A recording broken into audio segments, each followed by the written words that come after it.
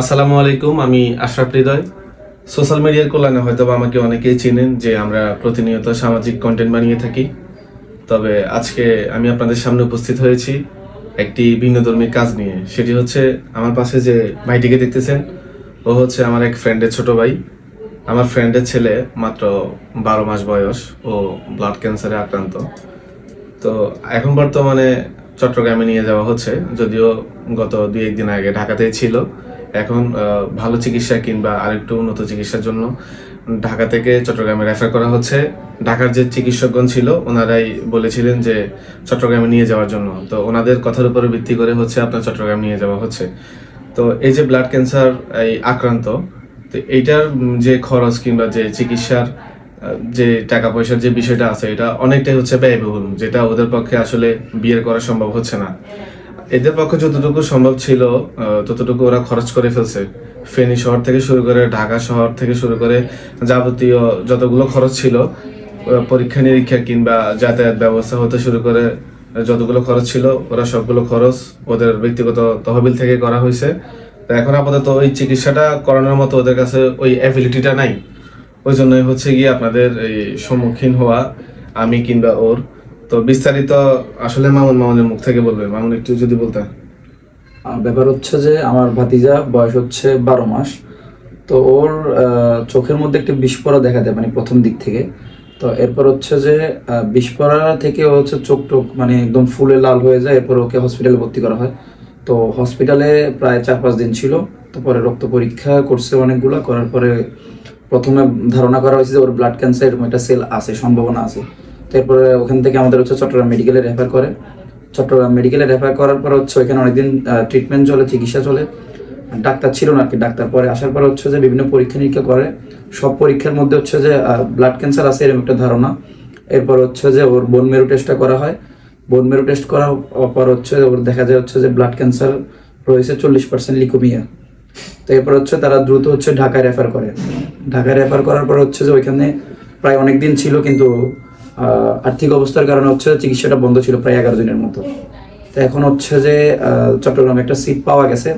তবে ওইখানে বলা আছে যে আপনাদের হচ্ছে শুরুতে 3.5 লক্ষ টাকার একটা বড় অ্যামাউন্ট দিতে হবে। যদি ওইটা যদি থাকে তাহলে হচ্ছে আমরা চিকিৎসাটা শুরুতে শুরু করতে চাচ্ছি। আর হচ্ছে যে পুরো চিকিৎসার খরচ হচ্ছে যে প্রায় 18 থেকে 20 লক্ষ টাকার মতো, এরকম একটা কথা তারা বলে। তো আমাদের থেকে আসলে একটা সম্মতি নিয়েছে। তো আমরা ওই সম্মতিতে রাজি হয়েছি। কিন্তু রাজি হওয়ার পরেও আসলে তখন তাৎক্ষণিক রাজি হয়েছি আসলে, কিন্তু আমাদের কাছে এখন ওই অবস্থায় কিন্তু কোনো টাকা পয়সা নাই। তারপরে আসলে কিছু বন্ধু বান্ধব বা বাজার বা অনেক জায়গা থেকে ফান্ডিং করে প্রায় 60,000 টাকার মতো আমরা কালেক্ট করতে পারছি এখন পর্যন্ত। রবিবারের মধ্যে হচ্ছে যে 2.5 লক্ষ টাকা ওনাদেরকে দিতে হবে। যদি 2.5 লক্ষ টাকা আমরা দিই তাহলে হচ্ছে ওনারা ট্রিটমেন্টটা শুরু করবে। আজকে তো বৃহস্পতিবার, মানে আগামী রবিবারের মধ্যে। হ্যাঁ, এই সামনে রবিবারের মধ্যে হচ্ছে যে ওনাদেরকে 2.5 লক্ষ টাকা দিতে হবে, এটা বলছে ডাক্তার। আচ্ছা, এখন বিষয়টা হচ্ছে প্রিয় মানুষটিকে বাঁচানোর চেষ্টা কে না করে, সেটা হোক 18 থেকে 20 লক্ষ টাকা কিংবা 1 কোটি টাকা, আপনি না কিন্তু কখনোই করতে পারবেন না। কারণ প্রিয় মানুষটি ছেড়ে যাওয়ার কষ্ট আপনারা সবাই হয়তো বা বুঝেন। তো এখন আপনাদের কাছে আমি রিকোয়েস্ট করব, এই ভিডিওটা আমার আইডি থেকে যাবে। আমার আইডিতে যেহেতু প্রায় 2 লক্ষ ফলোয়ার আছে বর্তমানে, তো আমি রিকোয়েস্ট করব অ্যাটলিস্ট আপনারা যদি কেউ 5 টাকা করেও দেন এই বিকাশ নাম্বারে, তো প্রায় 5 লক্ষ টাকার একটা অ্যামাউন্ট হবে আই হোপ। তো 2 লক্ষ হলে কত হয় 5 টাকা করে দিলে, এরকম না নাকি? সামথিং, হ্যাঁ এরকম। হ্যাঁ, প্রায় 10 লক্ষ টাকা হয়।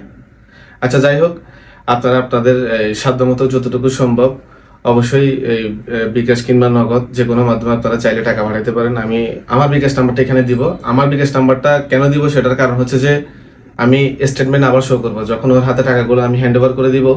আমি একটা স্টেটমেন্ট এখানে শো করতে হবে, কারণ এখন বর্তমানে এই যে মানবিক কাজের নামে যে প্রতারক চক্র বের হয়েছে, এদের কারণে দেখা গেছে যে অরিজিনালি যারা টাকা চায় কিংবা মানবিক কাজে যারা প্রতিনিয়ত চায় যে নিজেকে উজাড় করে দিতে, এরা অনেক সময় বিভিন্ন কটুকথার সম্মুখীন হয়।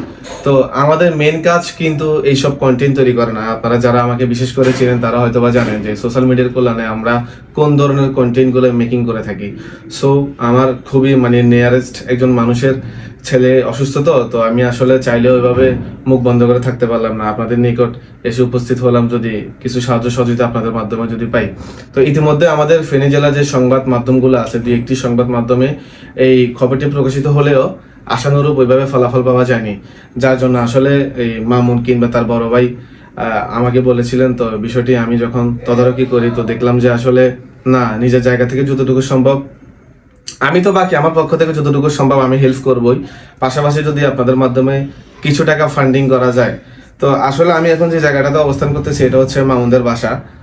মামুনের ফুল ফ্যামিলি হচ্ছে যে আপনার এখন রুগীর সাথে আছে, চট্টগ্রামে আছে। তো আমার পক্ষে তো আর সম্ভব না ওইদিকে গিয়ে হয়তো বা 2-4টা কথা বলা। তবে আপনাদের সুবিধার্থে আমি সকল প্রকার স্টেটমেন্ট অবশ্যই আমি কমেন্ট বক্সে শো করব। প্লাস হচ্ছে আপনারা যদি চান যে ঘটনার সত্যতা যাচাই করার জন্য মামুনের সাথে কথা বলবেন, তাও কোনো সমস্যা নেই। মামুনের ফোন নাম্বার কিংবা মামুনের ফেসবুক আইডিও আমার কমেন্ট বক্সে মেনশন করা থাকবে।